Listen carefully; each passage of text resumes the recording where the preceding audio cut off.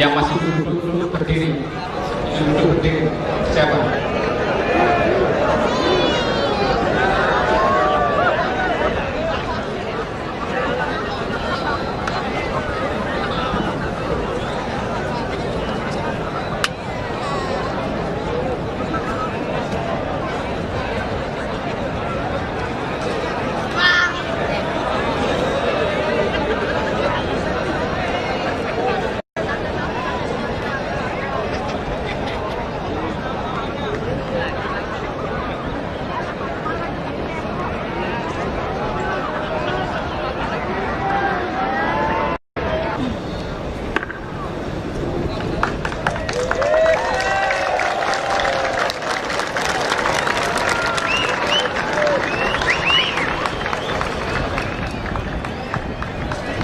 Kenapa saudara direkrut dan dikumpulkan? Ini tentu kita mau memulai sebuah babak baru. Ini adalah ulang tahun ke-70 negara kita. Berarti Jakarta juga yang ke-70 tahun. Ini tidak boleh lagi berantakan, kotor di mana-mana, got mampet di mana-mana. Tidak ada yang bekerja, tidak ada yang peduli. Jadi saudara-saudara direkrut, ini bukan hal yang memalukan buat saudara kerja. Karena saya ada yang mendengar berkata demikian,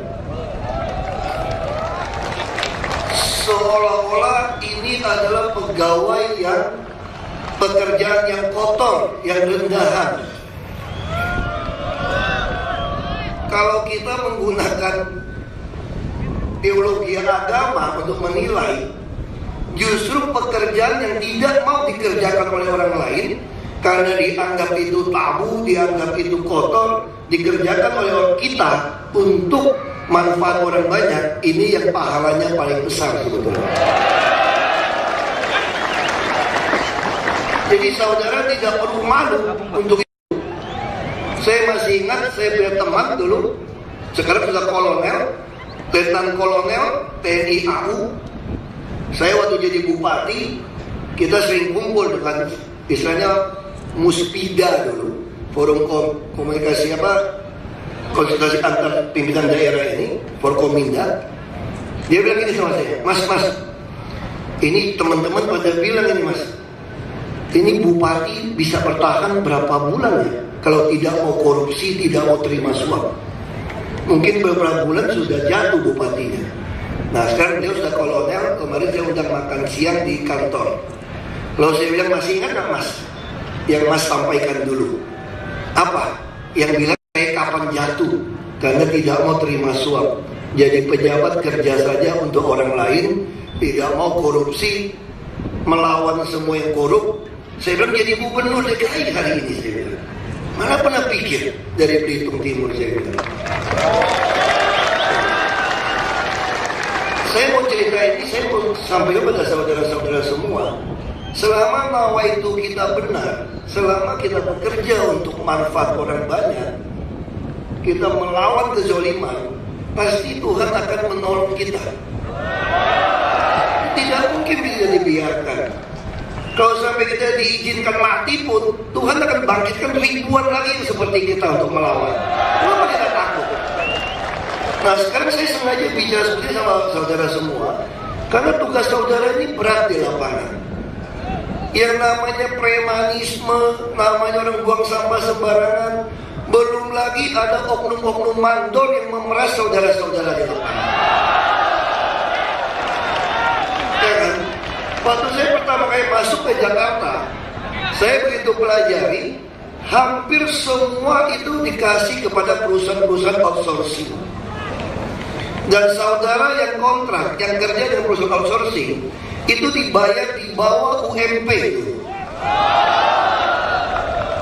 Udah dibayar UMP, jumlah yang kerja pun dibohongin. Banyak nama yang ngajukan ke DKI, jumlah orang, gaji yang dibayar pakai UMP, tapi praktek lapangan tidak. Belum lagi peralatan, baju, semua yang dihitung tidak pernah dikasih. Makanya kami memotong, kami mencari kerjasama dengan RKPP Akhirnya kami ketemu satu formula kontrak individual. Jadi saudara ini kontrak langsung dengan DKI, langsung kami berikan kartu ATM Bank DKI, sehingga menerima gaji sendiri. Tapi pada awalnya masih ketemu juga di lapangan, kami temukan saya menurunkan banyak sekali intel sebetulnya untuk mata-matain. Saya temukan banyak sekali mandor-mandor yang oknum-oknum bahkan pejabat terlibat menggunakan tangan kotor mandor. Ini ATM-nya dipegang dia yang narik duit. Jadi saudara tidak pernah pegang ini ATM. Sampai sekarang pun masih ada yang berkelakuan seperti itu. Saya mau kumpulkan, saya ingin saudara berani melawan. Kenapa takut? Saya ada di depan. Saudara bisa SMS saya, bisa datang ketemu saya. Saya inginkan lakukan perlawanan, penindasan seperti itu. Ini harus jelas posisi kita. Tapi saudara juga harus perhatikan juga, ada juga yang palsu aspal di tengah saudara, yang tidak pernah bekerja, hanya mendaftarkan nama, minta aja 500.000 sebulan. Jadi 2,2 juta dimakan dari oknum mandor atau pejabat yang bersangkutan. Sehingga lokasi kerja saya minta tidak pernah berikan kepada saya. Nah ini juga harus kita perhatikan. Saya sudah minta kepada seluruh pejabat yang merekrut saudara kontrak itu, saudara harus dilengkapi dengan BPJS kesehatan maupun tenaga kerja. Sehingga masa depan saudara ada pensiun, ada asuransi kecelakaan, ada asuransi kematian, semua menjadi lengkap. Jadi saudara tidak ada beda dengan pegawai negeri sipil. Saya juga minta dinas perumahan membangun banyak rumah susun, diutamakan berikan pada saudara untuk tinggal rumah-rumah susun. Saya juga minta kepada dinas pendidikan untuk melacak anak-anak saudara yang membutuhkan KJP untuk sekolah.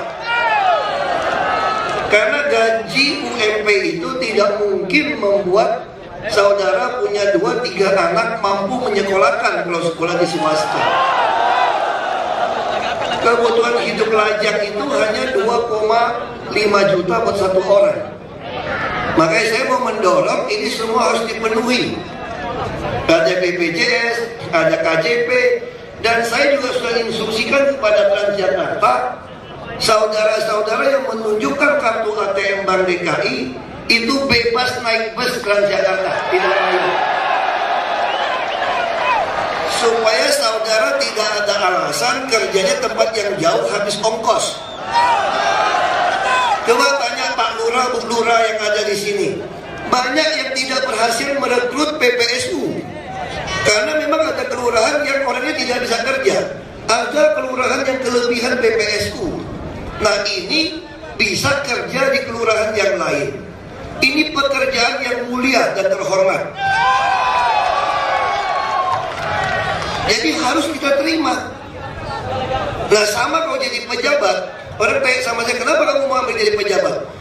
Kata bapak saya almarhum, jadi pengusaha itu urutan nomor 6 mulianya, tapi jadi pejabat nomor 1 mulianya, asal tidak terima suap, tidak korupsi, dan tidak berpihak pada orang yang lain. Ini nomor 1. Jadi pekerjaan yang stigma orang mengatakan tidak mungkin ada yang mau lakukan, tidak mungkin ada pejabat jujur, tidak mungkin ada pejabat kerja keras, tidak mungkin pejabat yang taat konstitusi bukan pada konstituen. Itu kita patahkan, tidak betul. Pejabat harus adil. Nah ini yang mau kita lakukan. Jadi saya harap saudara-saudara semua harus memelihara dengan baik kartu ATM ini. Karena combo ini untuk naik bus, bantuan, pembayaran gaji semua ada di sini. Saudara juga bisa belanja, semua ada di sini. Tapi kartu Jakarta Pintar tidak bisa ditarik uang kontan lagi. Itu hanya beli perlengkapan sekolah, buku-buku dan sebagainya. Ya, jadi sekali lagi saya minta Bapak Ibu juga, saudara juga harus bantu saya mengatasi di lapangan ada orang gadungan berbaju seperti saudara, tapi minta uang di tengah jalan nyapu sampai malam, seolah-olah kasihan dia. Nah ini juga harus bantu. Jadi saya tidak mau istilah ada 1 hari 1 jam Jakarta kotor. Semua harus dibagi pekerjaan dengan baik. Istilahnya 1 puntung rokok pun tidak baik kelihatan ada di Jakarta. Harus dipungut semua, harus dibersihkan semua, dan semua harus kompak. Tidak ada bicara ini PHL taman, ini PHL-nya PU, ini PHL kebersihan, ini PBSU, tidak ada. Harus pembagian. Maka lurah camat adalah pengelola, istilahnya manajer sebuah wilayah. Nanti bakal lihat ada lampu jalan yang rusak, semua mulai diperhatikan. Jadi saudara ini seperti orang yang memperhatikan wilayah ini. Inilah hadiah terbesar saya pikir buat Jakarta di ulang tahun yang ke-70.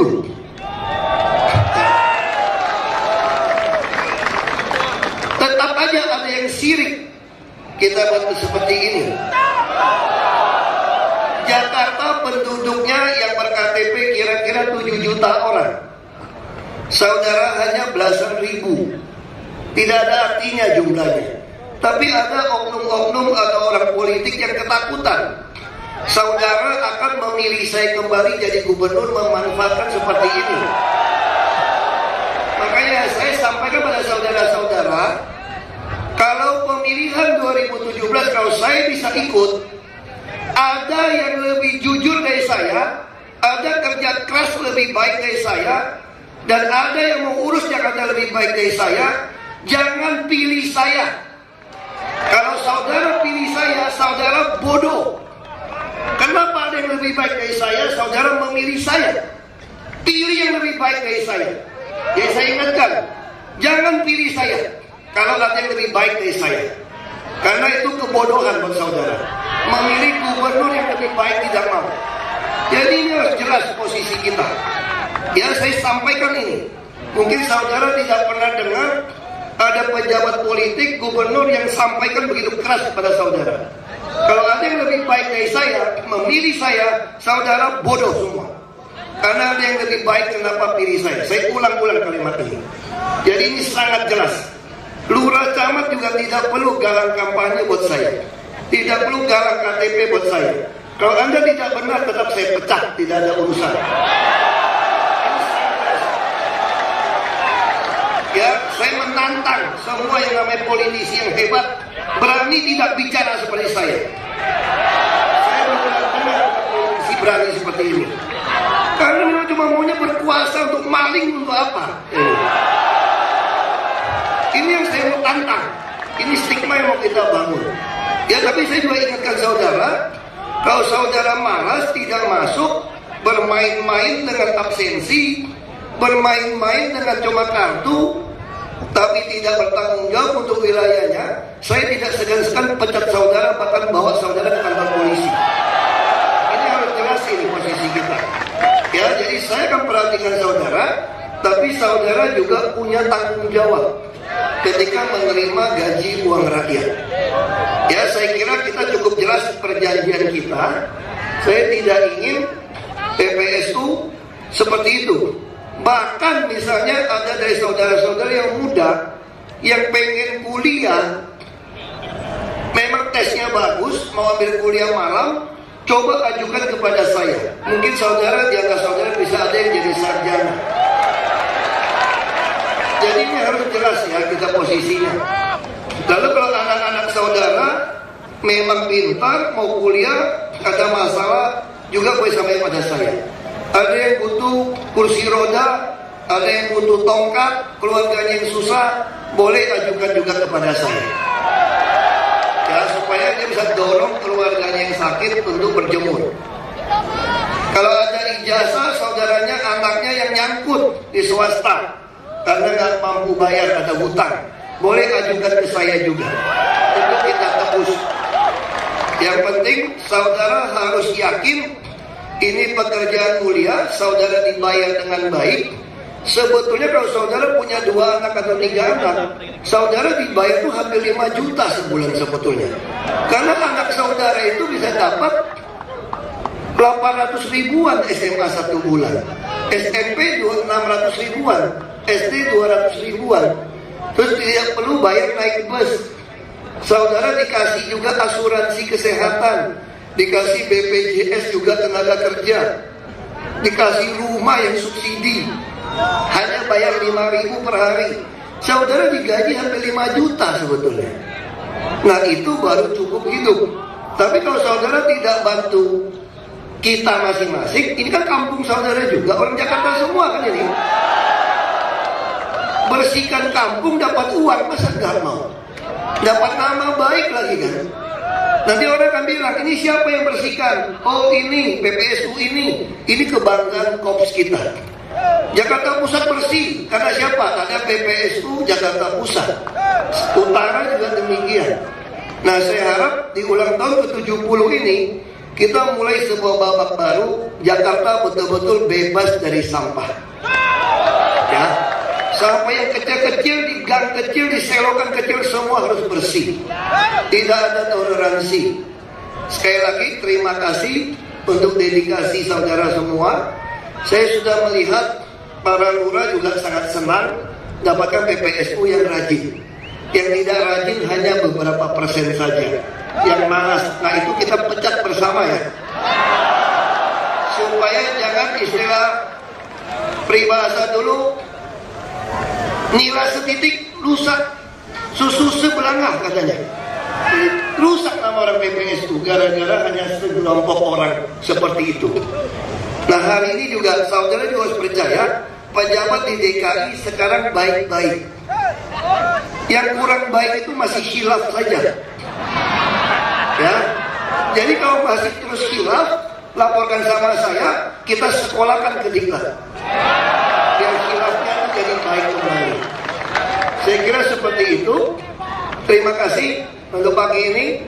Dan saya ingin melihat mulai hari ini Jakarta betul-betul diserbu dari orang-orang yang mempunyai hati menjaga Jakarta bersih dan rapi. Terima kasih.